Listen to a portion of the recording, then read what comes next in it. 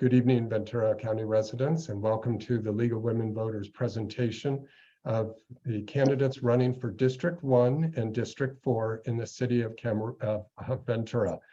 This is our city council candidates tonight, and we're going to go ahead and have a standard league format as far as opening statements from each candidate. Then we'll take questions that you've supplied.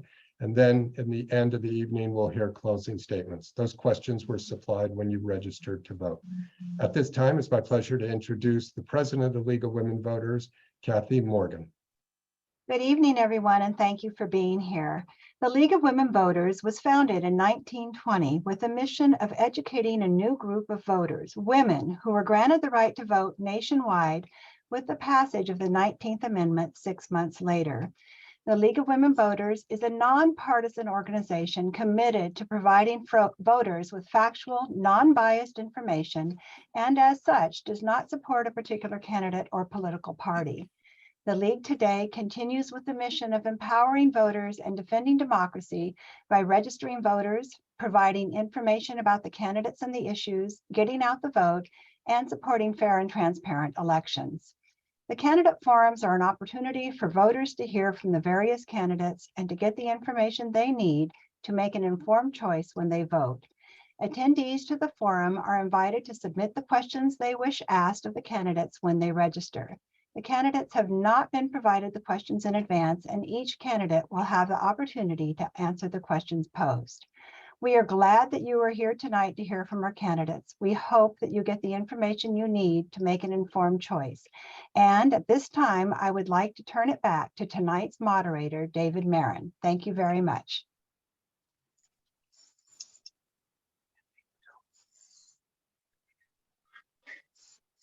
For the audience, I'd like to share with you a district map of Ventura. Tonight, we're hearing from the district candidates in Area 1 and District 4. 1 is sort of this reddish area on the far left of your screen, and 4 is over there on the right. Now, even though you may or may not live in one of these districts, you do or you should care about all of the candidates running for city council because they govern everything that goes on in the city of Ventura. In fact, even if you don't live in one of the districts, you may find yourself inspired by one of these candidates, willing to work for them or donate or support them or tell your friends about them. So we hope you'll stay for this forum and also join us again at 7:45 this evening or 8 o'clock for our second forum. With that, I'll stop sharing my screen. And we're going to begin with our opening statements. We randomly drew numbers earlier. And our first candidate is Helen Iloyan. Helen, when you're ready, you have 1 minute. Thank you very much. Hello and good afternoon. My name is Helen Iloyan, and I'm here to gain your support and pledge a lifetime of service for my community. I work very closely with community groups on key issues like affordable housing and economic development. I also hold a bachelor's in environmental science and resource management and a master's in public policy and administration. I also work full-time as an environmental land use planner and would like to dedicate my expertise and experience to the betterment of our community. I am an effective problem solver and often find inspiration for solutions through my interactions with my fellow community members. I am here to help build a coalition and bring the voice of our district forward. I believe so strongly in our community and that we can help solve issues like water, housing affordability, and homelessness, and let us all rise together. It is time to take a new approach to collaborative problem solving, and I'd love to make a change for you and future Venturans. Thank you. Our next candidate is Jim Rundle in District 4. Hello, everyone. Thank you for having me tonight. I appreciate being here. Again, my name is Jim Rundle. I'm running for Ventura City Council District 4. My family and I, we've lived here for about 8 years. My wife and I, we have four children, although they're almost adults. Our youngest is 15. They've attended Ventura schools for the last 8 years. I see the city of Ventura kind of moving in a direction that I would like to have changed. I see it as rapid growth, rapid expansion. Problem with rapid growth and rapid expansion is you get rapid population, you get rapid crime, you get rapid homelessness, and you get rapid graffiti. None of those are things I believe any resident in the city of Ventura wants, because when you've acquired those things, you become just like any LA city. I don't think any resident wants to be like an LA city, Santa Monica, Manhattan Beach, any of the LA cities that are overcrowded, ton of crime, ton of graffiti. Gonna My have goal- to stop you there, Jim. Looks like your time has run out. Okay, we'll move on to our next candidate, Marco Cuevas in District 1. Hello, everyone. Thank you to the League of Women Voters for hosting this forum. My name is Marco Cuevas, and I am honored to have the opportunity to serve the city that I have lived in for 24 years. I'm a West Side native that understands our issues of homelessness, infrastructure, and our economy. I believe we can do more to tackle these issues, and that I have the creative mindset and determination to do so. I graduated top of my class at Cal State Channel Islands with degrees in business and economics, and I currently serve on the Measure O Citizens Oversight Committee, where I have a demonstrated record of approving funding for the most effective projects to make a difference in our community. If elected, I will work to make sure that you, the people, are heard and take action to solve the issues that have been seen as far back as I can remember. Thank you, and I appreciate your consideration and vote. Thank you, Marco. Our next candidate is Jeanette Sanchez Palacio. Hi, good evening, and thank you, League of Women Voters, for the opportunity and for hosting this forum tonight. My name is Jeanette Sanchez Palacios, and I am the appointed incumbent councilwoman in District 4. I was appointed in February of 2021, and I made a commitment to run when the seat would be up for election, because I wanted to make sure that the work I would have started continues and I could see it through its completion. And I'm also running because a year and a half is not enough time to do significant impact at the council level. And so for that reason, I am running and seeking re-election. Thank you again for having us. And it's been an honor representing District 4 thus far. Thank you. And our last candidate tonight is Liz Campos for District 1. When you're ready, Liz, you have 1 minute. Thank you very much. I'm happy to be here with you and excited to join the first of the candidate forums. The League of Women Voters has always hosted great forums. The reason I'm running for City Council in part is to get more knowledge and more legal function going in the city for the issues regarding climate. We're the fastest warming county in the United States, and the county government is reaching out to the cities to collaborate. And I think that we need to step up and do that. There's a lot of state funding that will come for that. There's also grant money for housing. And housing is a very serious issue in Ventura, but it won't be solved by pushing the homeless away. It'll be solved by collaborating together and bringing people in. Collaboration is great, but we also need to make sure the citizens' voices are all heard. And that's the real reason that I want to sit on council, because I can listen. Thank you, Liz. We'll have to cut you Thank off there. Jim, we will start with you on the first question. And this is about housing. Ventura needs more housing. This is the question for middle. So it needs more housing for middle and lower class.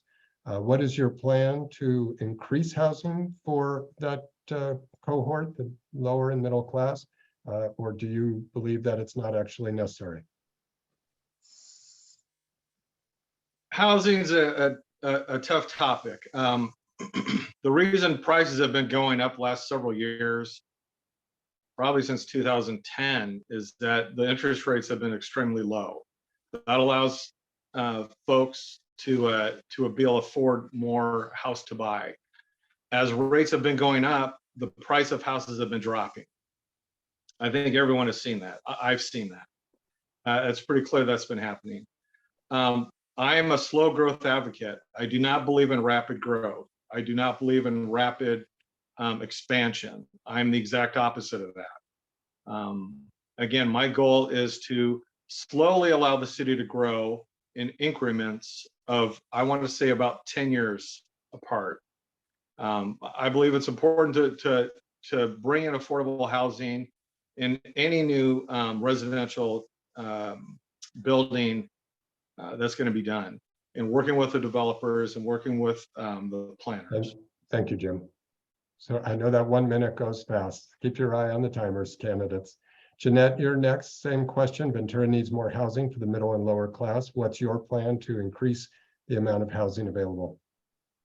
Thank you for the question. Absolutely, housing is a critical issue. And for me, I am in favor of additional housing, I think, to create the diverse options and for diverse income levels. We have to continue to working with our private, public, nonprofit organizations. It has to be a collaborative approach. It cannot be one side versus another. And you know, we need to continue looking forward and working with our community and getting community input so that we can ensure that Ventura prospers and that we can continue to create a community that encourages diversity and that encourages all levels of both income, race, gender, and all of that. So thank you. It's a collaboration. Thank you. Marco, we'll go to you next. Same question. What's your plan to increase housing for the middle and lower class? Thank you. I agree with Councilmember Sanchez Palacios. This is a simple economics question, and I do sympathize and understand where the residents are coming from, and there's a way to have a balanced approach and have a community-based approach to how housing in Ventura grows. Economically speaking, this is a supply and demand issue. The reason why many houses are unaffordable is because there's not enough of a supply of them. When you restrict building and builders and run them through all this red tape, then it drives up fees, it drives up costs, and ultimately that's passed on to the consumer. Now, I'm not saying I want to become LA overnight, but we do need to understand that with more supply for middle and lower income households, that we can solve this issue. Thank you. Liz, same question to you. What's your plan to increase housing? I agree in part with Marco, but I think that we need to look holistically at the way all housing and all programs are run in the city. I think adding an inclusionary housing ordinance, not just for purchases, but for rentals will help. And I believe we have to regulate short-term vacation rentals and anything that pulls away from the rental housing stock. We need to keep the rents low enough for our hardworking, working class people who serve the residents of our city. Thank you. Thank you. And Helen, we'll wrap up this question with you. What are your plans to increase housing? You know, I think about this a lot, especially as a land use planner, and I think the way is to really incentivize and facilitate the development of lower density housing options that fit best with our community character. For example, this could be like additional dwelling units or tiny homes, you know, kind of having a catalog of dwelling units that are standardized, ready to approve, cut down design costs, collaborate with local groups like unions to do the work. And, you know, have a project management entity supervise the whole thing. I really think it's all hands on deck to help solve the housing affordability crisis. And that begins with, you know, pursuing the pro housing designation, building a coalition for affordable housing, but also taking note of critical key infrastructure that needs to be improved, like our roads and interchange, especially for the west side, the Highway 33 on-ramp at Stanley. We really need to think critically about our infrastructure as we add more people to our district. Thank you. Marcos, we'll start with you on the next question. So related to housing is the issue of the homeless. And what are your plans to solve or deal with the homeless crisis in Ventura? And also talk about your vision for helping those that have mental illness. Sure. This is by far the #1 issue that I hear speaking with residents. Homelessness is definitely not an easy problem to solve. There's a multifaceted approach that we have to take. There's no one blanket solution for this.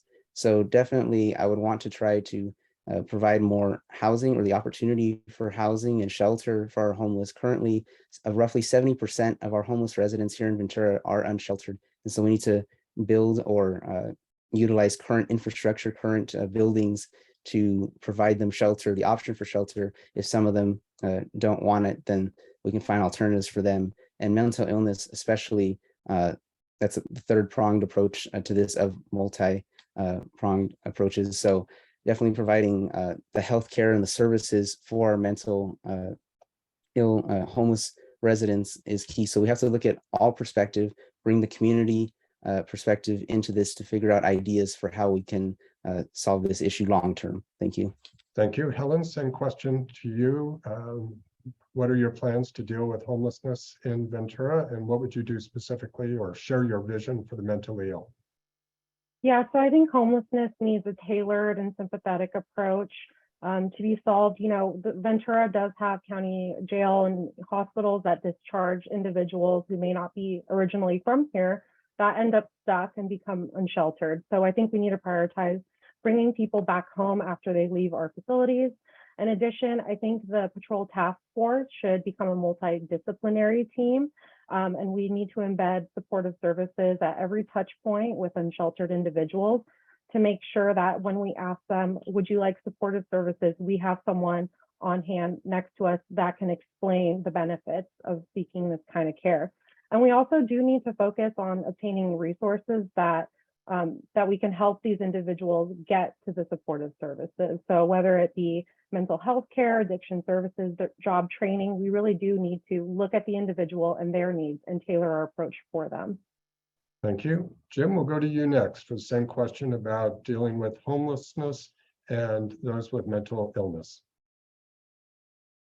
Homelessness and mental illness, they go together, but they're also separate. Mental illness folks that do become homeless, they need mental health care. Them being homeless on the street, they're not going to get that. They need to be given the mental health care at facilities that will also give them housing and also shelter and also give them the basic needs that they need. If they're able to move from that mental illness to a point that they can get a job, I believe it's the city. The city can work with that and establish a link between them gaining employment if they're from this area. If they're not, I believe it's important to try and get them back to where they're from, to where they have support, family, friends that can work with them. As for, I'm going to have to, you have 3 seconds left. that's fine. Okay. Are you able to see the timer, Jim? No, I can't see the timer. Okay, no problem. We'll help you out. No problem. Liz, we'll go to you next. Same question about your plans for dealing with homelessness and those with mental illness. So we spoke before about housing itself. Homelessness, housing, and mental illness are all intrinsically tied. When people are housed successfully, they get out of their own mental illness. They work through the stresses that are causal. I believe, unlike many of the other candidates, that housing should come first. We need housing for everyone, and we need to work hard with our nonprofit organizations, the Housing Authority, and others to attain that goal. Once people are housed, if we can house the unsheltered persons with supportive services, then that will take care of their mental health issues, also help give them job training and skills and the ability to function equally in society with us. They are human beings. Thank you. And Jeanette, we'll wrap up with you on the question of dealing with homelessness and those with mental illness. Great, thank you for the question. And absolutely, homelessness and mental illness is of the utmost priority that we should be looking at in the city. We've had devastating examples of what can happen if we don't address it properly. And while there isn't one answer to this big problem, recently I pushed and got the city to fund 2 more police task force officers, because they are the ones who have really been dealing with one-on-one with some of our homeless population. They know them by name. And in return, the individuals know our officers by name. So they build that trust with them. They connect them to their families. They also connect them to services that they need. They work with county agencies like behavioral health services so that they can get the resources needed. And so for me, I will continue to try to work in that way to help ensure that our homeless population is taken care of. Thank you. And we'll shift to question number 3, and we'll turn our attention to development, just general development. And this first question will be to you, Liz. You'll start us off. So do you support the proposed general plan, the options that include allowing for up to 6-story buildings throughout much of downtown and midtown? And if you wish, share with us just what you like about the general plan and what you don't. But this specific question is about, do you accept 6-story buildings? So this part of the general plan is about the land use, the Yes. 6-story building. Yes. But it also touches on housing, and it's a hard overlap. I don't believe that we need to overdevelop Ventura. And so I believe the citizens need to be listened to. However, the state recently passed a law, I believe it's 1170, Senate Bill 1170. I'm not positive, that requires cities to expand greatly the height of buildings because we've built out so much already. And in Ventura in particular, we're restricted by the SOAR programs. So some height needs to be given in appropriate areas. And since we're a long coast on our city, we can't build out very much further towards the ocean. So I would accept if this, okay, thank you. There, Liz. For Thank you. Jim and Liz, I think what I'll do is sort of raise my hand when you have 10 seconds left. If you keep Perfect. an eye on me, hopefully that'll help. Want to Thank treat you all fairly. Okay, we will move on. And Marco, same question to you. Do you support the proposed general plan land use option that allows for 6-story buildings? And what do you like and dislike about the general plan? Yeah, so basically, as Liz pointed out, regardless of what we put in the general plan, the state already has this mandate. And economically speaking, again, it's a supply and demand issue, but I do want to understand where the residents are coming from. And it's oftentimes it's the shock of development and just, I mean, obviously you look at Oxnard and you see those 2 very tall towers, and that feels like a shock compared to the rest of the city. So in Ventura, some compromise might be trying to reach the current limits of maybe 3-4 stories that are there instead of jumping right to 6 stories. This sort of balanced growth approach might be something that residents might have more of an appetite for, and then future generations can get used to this added story. So this general plan covers decades, and so it's not going to happen over the next 4 years, but I do believe that something like this may be inevitable in the future, and we need to look at different parts of the city where this can fit as well. But in general, hopefully it brings affordable housing. Mm-hmm. Thank you. Jeanette, same question to you. Tell us what you think about the general plan, 6-story buildings, what you like and don't like. Yeah, so currently the city is allowed to build up to 6 stories in some areas in the city. So that's already there. I think what we have to consider is that these are options that we are having to look at because of some of the things that the other candidates have mentioned, like SOAR and the capacity that we have not been able to grow horizontally, if you will. So we need to sometimes consider high density. We need to sometimes consider height in order for us to fulfill and meet the demands of our population. If the city wants to be, progressive and grow, we have to be able to ensure that we do it properly and with keeping in mind of our historic preservation uses as well as our character of the city. But I think that those are options that we're going to have to look at for sure. Okay, thank you. And Jim, same question to you about general plan, what you like, don't like. For the general plan, I'm definitely not in favor of 6-story buildings. The tallest I would be in favor and approve would be a 3-story building. I'm also not in favor of max capacity of building homes and condos and packing them in together. So you have a bunch of people in one area. The problem with that is that now you have a big expansive population, and the roads are narrow. Narrowed roads don't bring prosperity to anybody. It's hard to get around. It's difficult to find parking. I believe any new housing development should meet the city's previous standards in road sizes and lot sizes. Now, I do agree there definitely needs to be some housing, and there are also affordable apartment complexes and condos for those who can afford it. Thank you. Well done as far as time. Perfect. Okay, we will wrap up this question with Helen. Same question about the general plan.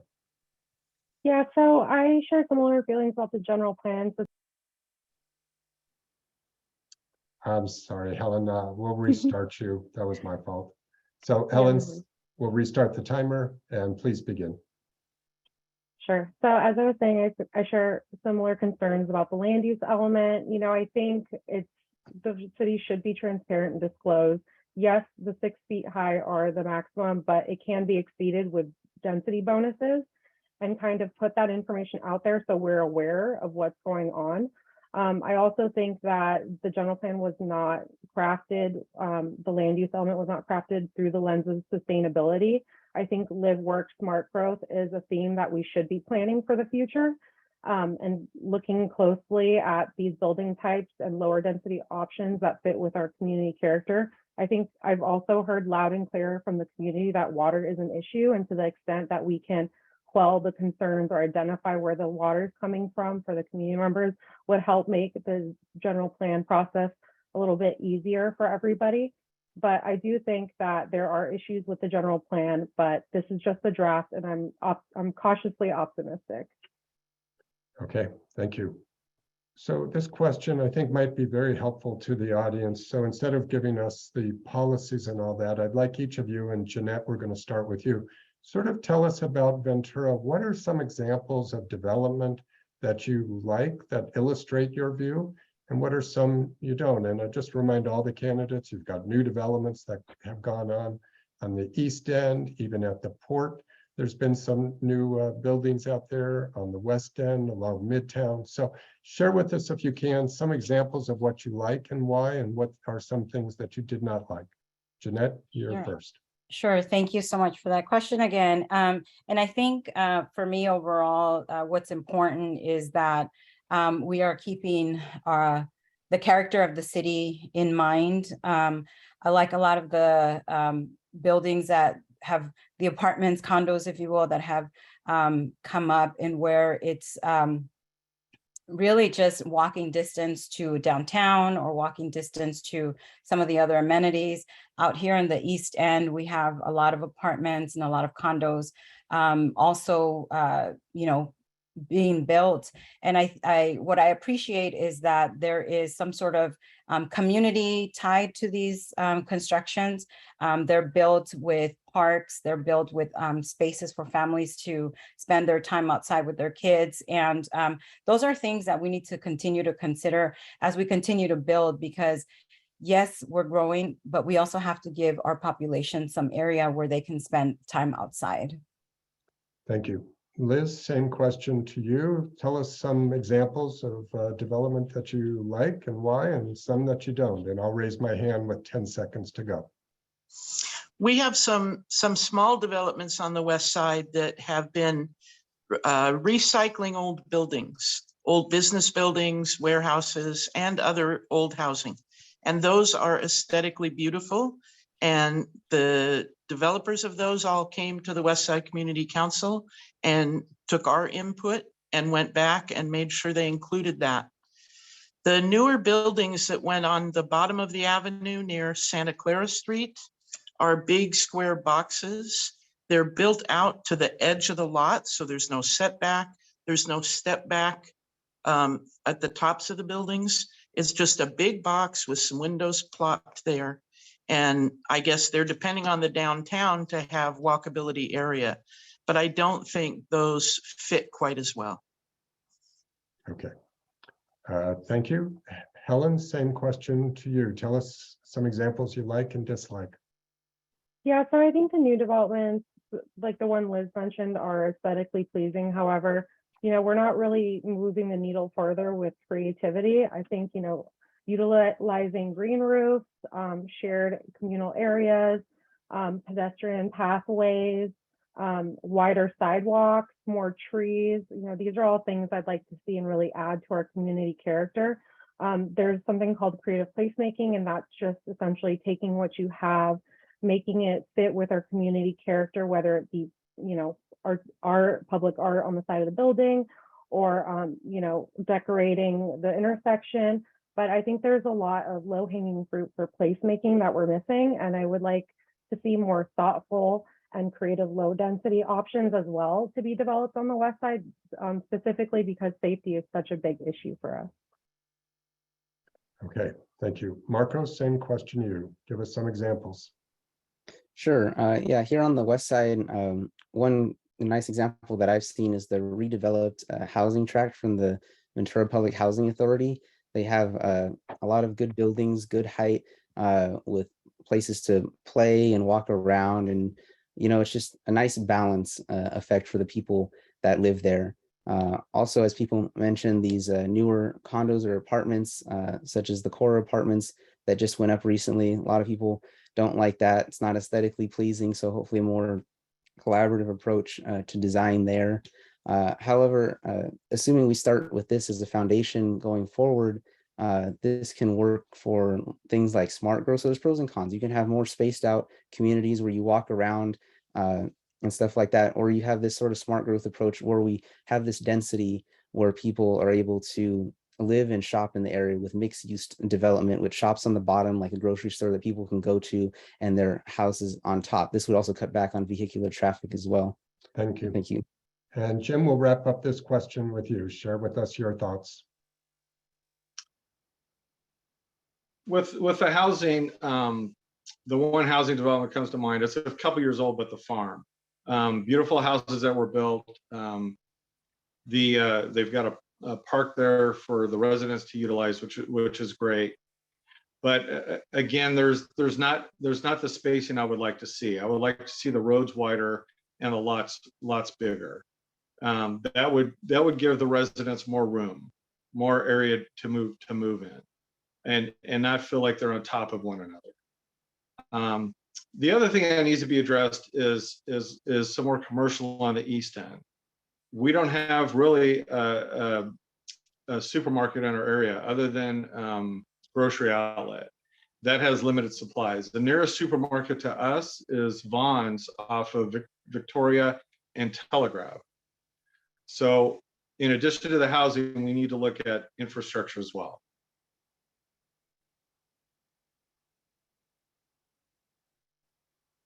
Thank you, Jim. And we're going to start with Helen on the next question. We're going to shift from development now to infrastructure. And something that's, of course, on everybody's mind is dealing with the water crisis, the drought. Helen, please share with us your ideas for addressing sustainable water needs. So drought, desalination, anything else you wish to talk about. But how can you make sure that the city residents have water? Right. So right now, our city is investing in new sources of water via the State Water Connection Project, Ventura Water Pure. The thing about us is that we're so heavily reliant on groundwater and precipitation that I'm concerned as we move closer to, with the impacts of climate change coming down on us, that we're not going to have sustainable means of water. So we should diversify where we get our water from to the extent possible, whether that be water supply agreements with other jurisdictions for the desalination plant, or just looking at how we can fortify the Ventura Water Pure project or have more allowances from state water.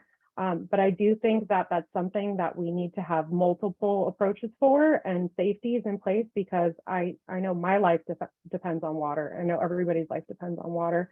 And it's important that we secure this resource for us, but also future Venturans. Thank you. Jim, you're up next. Tell us your thoughts and plans for addressing the water situation. As was mentioned, there's a couple of things in the work with the city. the Ventura Water Pure is one aspect that the city is working on. A very good plan. I would also like to see the city build its own reservoir above ground and also below ground, where the water would not evaporate. That way, any water that we get would never go out into the ocean unless it falls into the ocean from the sky. I believe that's critical to maintain our viability as a city. Unfortunately, the state of California has not envisioned water usage and holding on to water like they should. They've not built any reservoirs in the last 40, 50 years. That's unconscionable, unexcusable. That needs to be done. When I give you the signal, Jim, you still have 10 seconds. Okay. I want to catch up. Thank you, Jim. We're going to move on to Marco for his thoughts about dealing with the water crisis. Yes, I think we can all agree that there needs to be a more long-term solution for sustainability for our water. Residents are tired of hearing that they have to conserve water while also seeing all this new development and added growth. And I believe that we can have growth, we can have a balance, we can have both, sorry. We can have both in a balanced approach so that we can anticipate what our water use would be in the future and being able to not be so strict with our residents now. And this involves, as others mentioned, desalination or the other plans by the city for potable reuse. And that was meant, these are the same things that were mentioned when I ran 4 years ago. And desal was and is expensive, but it may be one of the only options going forward. So we have to try to make the investment in water. Capturing rainwater would be great instead of letting it run off into the ocean. So there's definitely multiple approaches that we have to look at, something that's cost effective and both sustainable for an investment long term. Thank you. And Jeanette, same question to you. How will you deal with the water situation? Right. So as mentioned, the Ventura Water Pure project is underway. This came about for different reasons, but certainly because our primary sources of water are Lake Casitas, Ventura River, and local groundwater basins. And so absolutely, we have to do something to address the shortage of water, the drought urgencies that we have currently. And I think efforts are also underway for the connection to the State Water Project. However, I really do believe that Ventura continues to lead and is leading the way with Ventura Water Pure. It's going to be a program that hopefully will be eliminating the need to discharge wastewater into our estuary, and instead be able to recycle that and be able to treat it and reuse it so that we can use it and not be dependent on all these other limited sources of water that we currently depend on. Thank you. And Liz, we'll wrap up this question with you. Share with us your thoughts for dealing with water. So there's a lot of mention been made about Ventura Water Pure, which is a wonderful program. We also have already and have had since Mr. Nazarenko was mayor, so quite a while ago, a water purification system of where we can access recycled water. And I have fruit trees and other trees in my yard that come from, all the watering comes from recycled water or dehydrated water at home. So I think because of climate, we need to educate the public how to use these other sources of water that are already available and very much underused. And then the purified water will be able to take care of all of us. Thank you. Jim, we'll go to you next. Same question for you about water. Oh, no, I'm sorry. We're starting the next question. Jim, let's talk about more infrastructure, and let's talk about traffic safety, even tourism. That's all caused somewhat by development. Share with us your concerns and your plans for dealing with these issues. Yeah, traffic has increased quite a bit over the last couple of years. The only way you can really lighten traffic is by expanding the roads. If you don't expand the roads, traffic is just going to get worse. So my goal, if I'm elected, is to look at expanding roads that can be expanded. And then also with the traffic lights, working with the engineering department, so the traffic lights are in sequence, so it keeps the traffic flowing, moving, and doesn't stop it. As soon as that traffic is stopped, you've got a buildup of cars. Also, we've got roads still that need to be repaired, repaved, potholes that need to be addressed and fixed.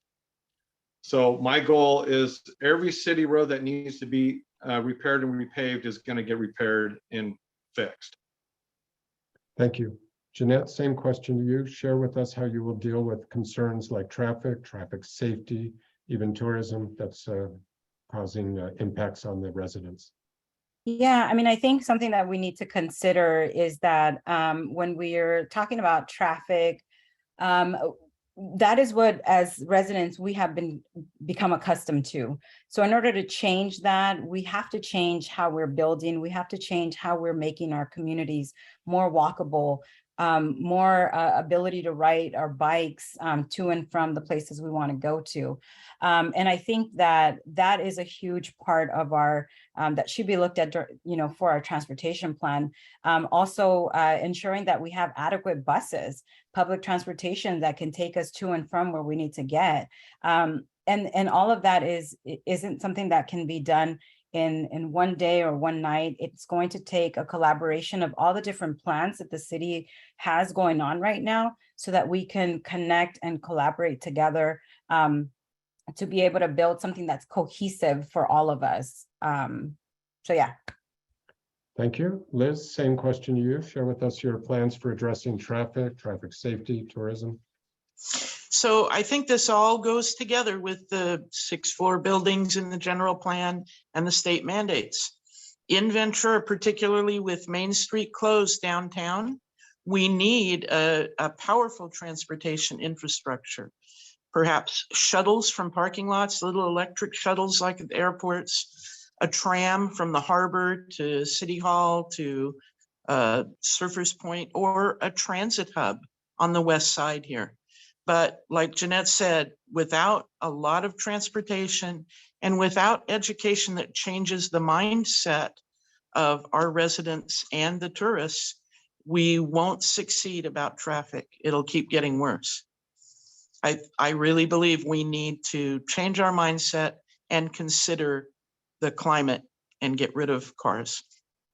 Thank you. And Helen, we'll go to you next with your thoughts about dealing with these issues.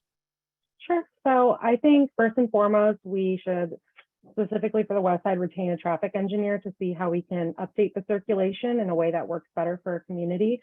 I think looking at the emergency evacuation during the Thomas fire, that was terrifying, and the roadway has certainly failed my community members. So we need to first and foremost get the evacuation issues figured out. If it's, widening some parts of the road that we can, let's do it. If it's improving the interchange, let's do it. But, I also think we need to incentivize not using your own cars. So pedestrian corridors, green belts, protected bike lanes. These are all options that make people feel safer when they navigate around the neighborhoods, and maybe will entice them to leave their car at home. Liz mentioned the transit hub at Santa Clara and the Avenue, which would help provide reliable public transit and also facilitate ridership to increase. Thank you. And we'll wrap this one up with you, Marco. Share with us your thoughts about dealing with these issues. Sure, absolutely. Infrastructure is definitely one of the key issues that I'm focusing on and that I'm hearing from residents. First and foremost, making sure that our roads are paved. I feel like I'm constantly using this example. I'm always having to avoid the same pothole coming home every day, wondering when it's ever going to get fixed. And I understand it's not going to happen overnight for certain fixes, but we can be doing more to make sure that our roads are well maintained, because I understand that we have a lot of roads here, but sometimes it just feels like it's not getting done fast enough. Our sidewalks as well, going out and canvassing, having to avoid tripping on certain sidewalks. It's not something our residents should have to deal with. Making sure the West Side has better lighting. And then also I started thinking about residents were mentioning having a pool. So I was wondering where that would go on the west side. And depending on where it is or wherever it is, we'd have some sort of trolley system that takes people from downtown to the pool or up along the avenue so that they can be able to not take their cars downtown. And yeah, my Thank time's you, up. Marco. Thank you. Candidates, I'm going to shift a little bit and ask you a little more questions, general in nature, maybe learn a little bit more about your philosophy. Marco, you're up first with this one. But one of the important things in any city is civic engagement, community involvement. Do you have particular ideas about increasing community involvement? Certainly candidates over the pandemic, most people were not allowed to come down and speak at council meetings.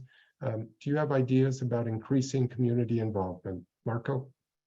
Absolutely. Community involvement is key to both having more informed decisions on the council and having a more informed electorate and constituency that understands the issues going on in our city. So if residents can't come to City Hall or they don't know about coming to City Hall, we need to increase our marketing to allow them to know what's going on in our city, as well as also going to them. If I'm elected, I would like to have a series of meetings with our residents constantly, just smaller group meetings or whoever wants to show up so they don't feel intimidated coming to City Hall. I think we need to cut down on the barriers that citizens feel that they have when speaking to their representative and making sure that they feel heard and actually are heard in the actions that we are taking as members of the council. Thank you. Helen, same question to you about increasing community involvement. Any special ideas? Sure. So I think the two most frequent touch points with the community are land use items and city council meetings, and maybe some, commission hearings if folks go to those. But I think it's important to coordinate with community councils, maybe set up a satellite meeting area in that district, so people who can't make it to City Hall can come to their local group and have Wi-Fi and connect there. I also think it's important to maybe offer transportation services for individuals who might be disabled or have a hard time making it to the City Hall. But I also think there is a structural issue with the planning process in that we send notification cards, just prior to the public hearing within 300 feet. And I don't think that's adequate outreach. I think it should be much earlier on in the process to allow the community a chance to voice their opinion before any environmental work has been done. To be able to make a meaningful impact on the project that's occurring nearest you. Thank you. Jim, same question. What are your ideas about increasing community involvement? Are you talking to me? Yes, sorry, Jim, you're up. I thought I heard something else. Community involvement is absolutely critical for the city to work at its best, to be the best for all the residents. I also believe that it can be intimidating to come to city council meeting and then come up and speak as a resident.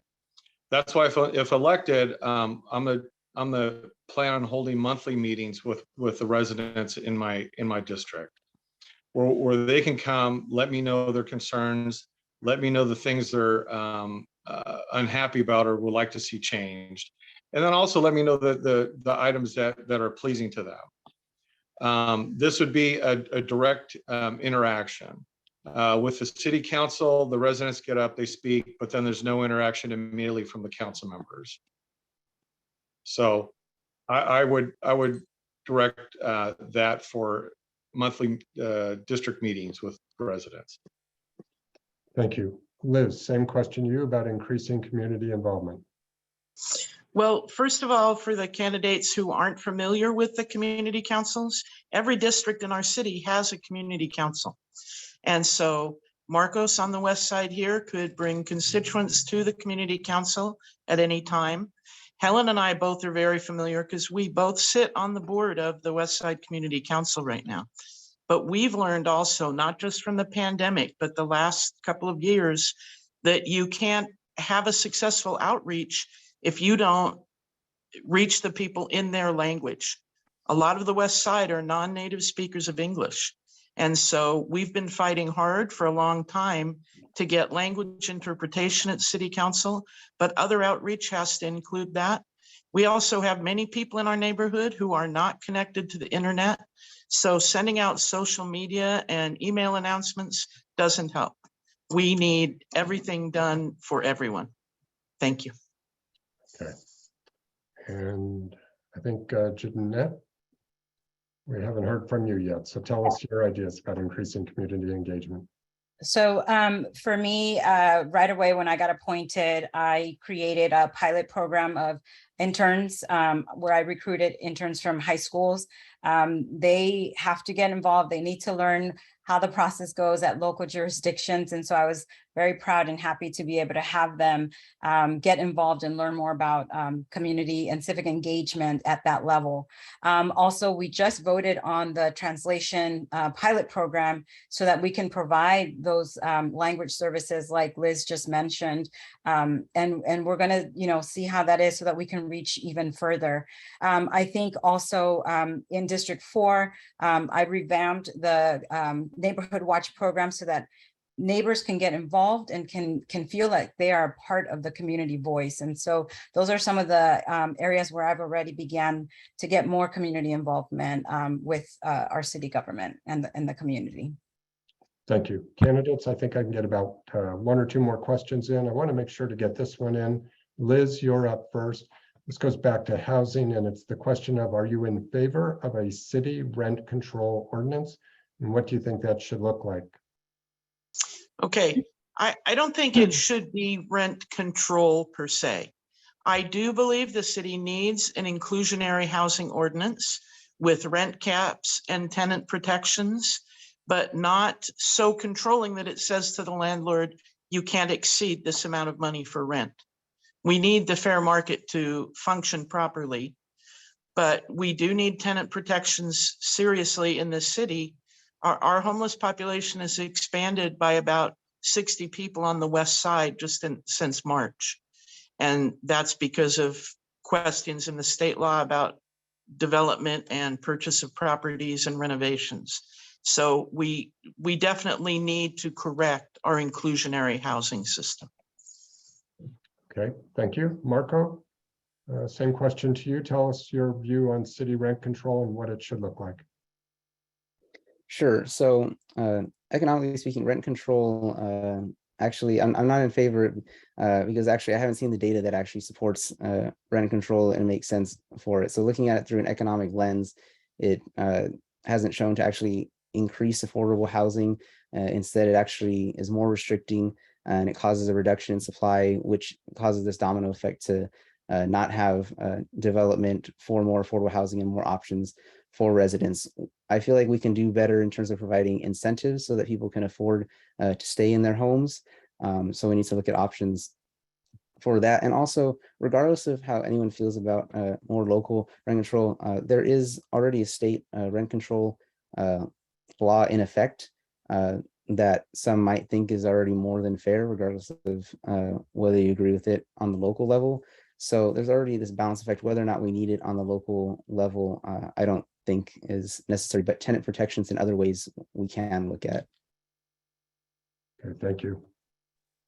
And Jeanette, same question to you about rent control. Yeah, I am not in favor of rent control. However, I do favor protections for renters. But again, for me, it needs to be a collaborative approach among both landlords, renters, developers, everyone who is a stakeholder and is impacted by the housing crisis needs to be involved in the conversation so that we can all come up with a collaborative solution. Santa Monica City was the first or one of the first cities to have instilled rent control, and they are having just such a mess with that now. And they have seen the very negative effects of what rent control has done in terms of dilapidated buildings now and not being able to really provide what they thought they would be providing by capping rents. And so for those reasons, I would not be in favor of a rent control ordinance here. Thank you. Jim, same question to you, Jim. What's your position on a rent control ordinance? Yeah, as been stated by a couple of the other candidates, rent control just doesn't work. It's not economically feasible. The problem is with rent control for the areas that do it, individuals that are given the rent control stated amounts, the other renters have to make up the difference. So their rent goes way up. And that's just not acceptable. But what I do believe is that the city can work with landlords and apartment complexes in keeping tenants in their homes, not getting them evicted unless they haven't paid their rent. That's different. But as long as they're paying their rent, they're keeping up their home in a livable condition. I believe it's important for the city to work with those apartment buildings and landlords. Okay, thank you. And Helen will wrap up with you about rent control. Sure. I tend to agree with my colleagues. I think if there was a rent stabilization policy item, it'd have to be so well crafted that it would address the unintended consequence of bumping up the current rent offerings for existing residents. So I think, it's a double-edged sword. I think we need to look very carefully at any measures that come in front of City Council and think about the impact that it has on our existing community members. I tend to agree with Liz that the inclusionary housing policy could have a more strong impact on our community and serve our existing community members. But I think, the way to facilitate the offering of affordable units would be through incentivizing the development using community or housing land trusts and other low density options, which, could be constructed with a deed restriction or some kind of measure guaranteeing affordability for the long term. Okay, thank you. Jeanette, you'll be up next for this new question. And one of the things that new council people find out once they get elected is how the segregation of duties between a council and a city manager and staff. And in Ventura, you have 7 council members. And this thoughtful question here is, how do you see working with some of the staff? Do you have particular ideas about how you wish to collaborate with staff? Do you think that there should be dramatic changes? And you can include with that the Ventura Unified School District. Do you think you should also be talking with them about major issues? So to the degree you can, Jeanette, please share with us your thoughts about working with staff and even the school district. All of that in 1 minute. Okay. Absolutely. Well, I think I come with a unique perspective. I am a staff member for an elected official, so I believe I clearly understand the important role that staff plays in making decisions and educating the elected official. And so for that reason, to me, I always try to have a collaborative approach with staff. I always see them as an added resource for me to make an educated decision. I do believe that we could certainly work with other elected bodies like the school boards on issues that would affect all of us together. It's important to have those relationships because we do impact them. This is how I was able to get those interns, because we had that relationship already from the Unified School District. So for me, staff is very important, and I think it's a collaborative relationship that we need to have. Thank you. Liz, do you have some thoughts about the kind of relationship you'd like to see with staff?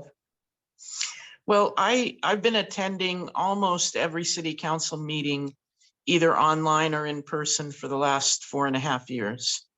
And I've watched the relationships change between staff and council over the years. Right now, I believe that the staff and the council have a very good relationship.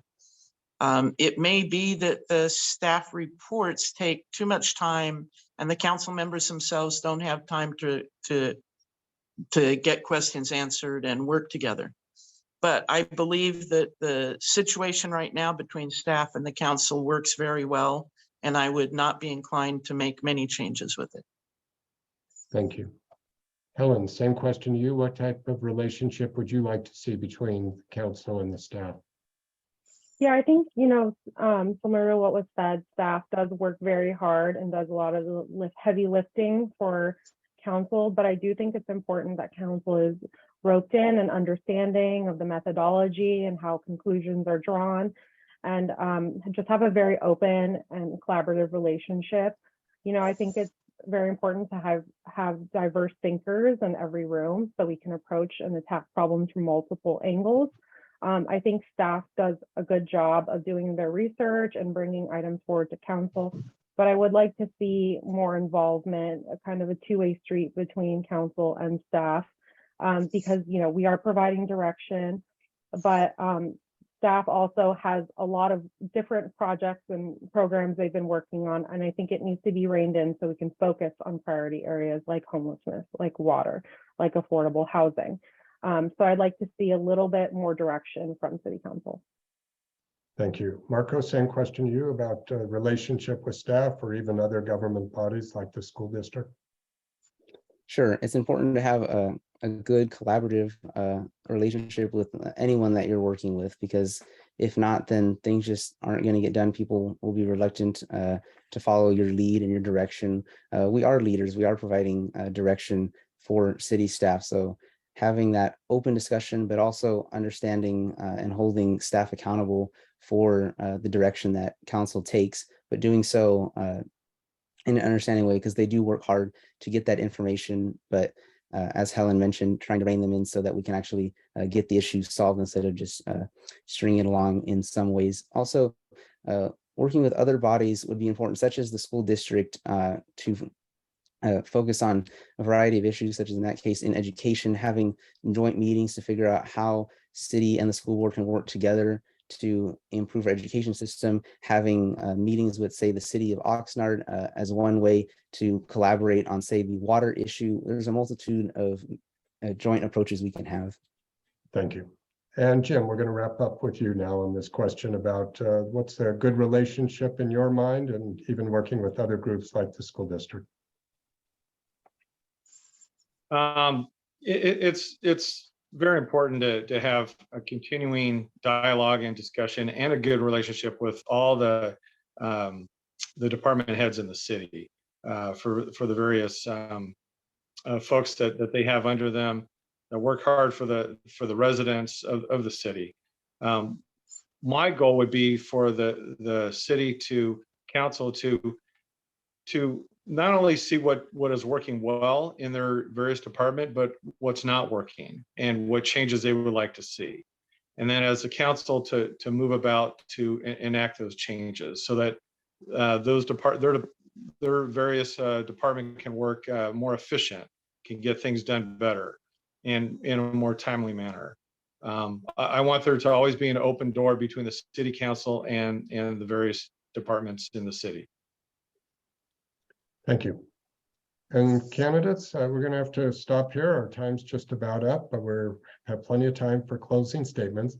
And as I said at the beginning, we're going to do the reverse order. So Liz, you'll be first on the closing statements. You have 1 minute. When you're ready, please begin.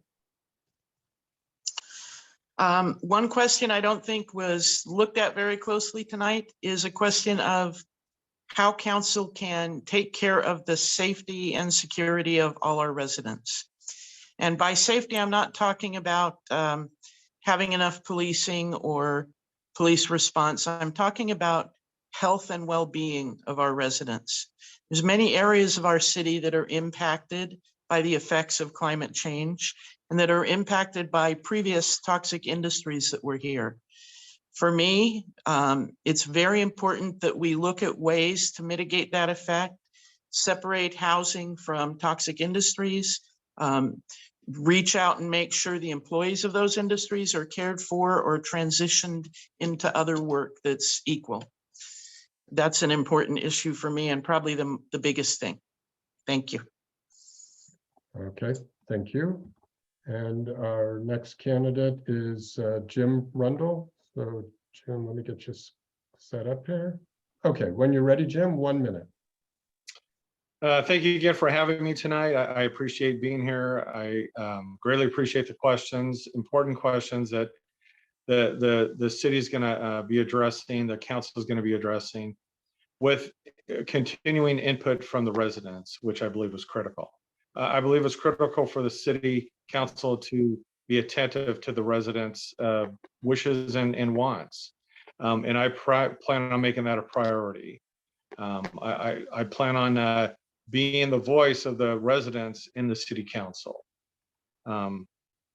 Again, as I believe I stated earlier, I'm a slow growth advocate. I believe that the city should be on a path that works for all the residents. And while I don't believe the city is designed to meet all the residents' needs, I believe there are needs that can be met and should be met. Thank you again for your time. Thank you. And let's see. Next up is Jeanette Sanchez Palacio. Thank you again, women voters, for this forum tonight. I hope it served informative to our people watching. I certainly have worked really hard since I was appointed in February. I believe that I am pragmatic, methodical, and respectful. I do not rush to my decisions, and I have made significant strides in advocating for my community. And I know that there's still a lot of work to get done, and that's why I'm running for this seat. And I will continue to work hard for all the residents, not just in District 4, but citywide. And simply want to take Ventura in the right direction, which I believe we are already doing. And so I do have more than 20 years of experience in this field of politics, but if I'm not able to work with my colleagues, then that doesn't serve me right. So for me, collaboration is very important, and I think I've proven that. So thank you. Thank you. Our next candidate is Marco Cuevas. Thank you. I want to thank the League of Women Voters for hosting and to my fellow candidates for a great discussion of the issues. It's no secret that I'm the youngest candidate in this race. Some of you may remember me from running 4 years ago. Many residents that I've talked to have been very encouraging and glad that someone like me is running. I may be young, but it is precisely the perspective of someone with my background that's missing.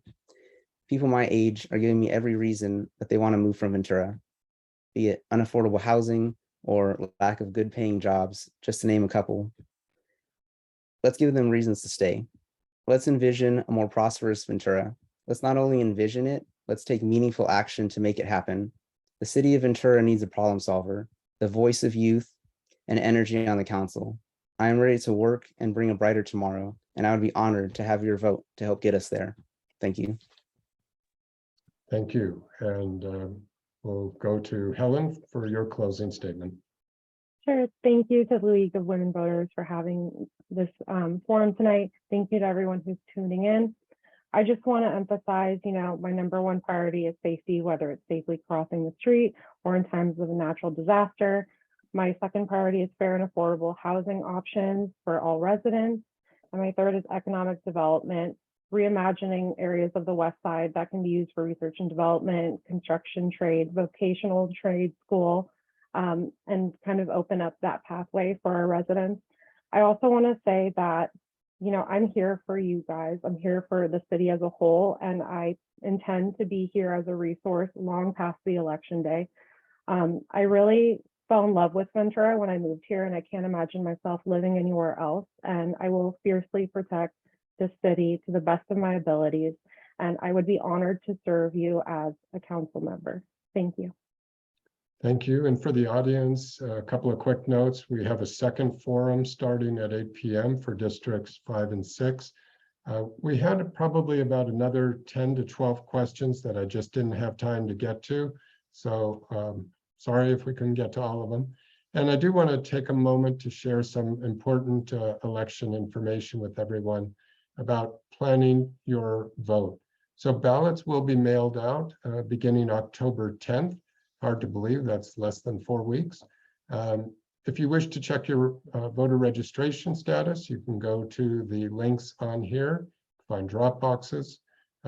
Very convenient thing if you're wondering about your ballot is to register at where'smyballot.sos.ca.gov. And you can use that to learn more or to have your ballot tracked. You'll get emails or text updates telling you that it's in the mail, it's been received, that type of information. And then finally, some very valuable voter information you can learn at votersedge.org/CA. You can Google it and get there. And you type in your address and it'll show you everybody who's running in your area and give you some of their basic information. And we have some other information up here as well for contacting the league. This program tonight was recorded and it'll be available on our website in about 24 hours. And you can register for other forums on our website as well. So again, I'd like to take a particular moment to thank all of these candidates for running in the two districts, District 1 and District 4, and also to all the league volunteers. So with that, we'll say goodnight, and if you're able to come back, join us at 8 o'clock. Thank you and goodbye.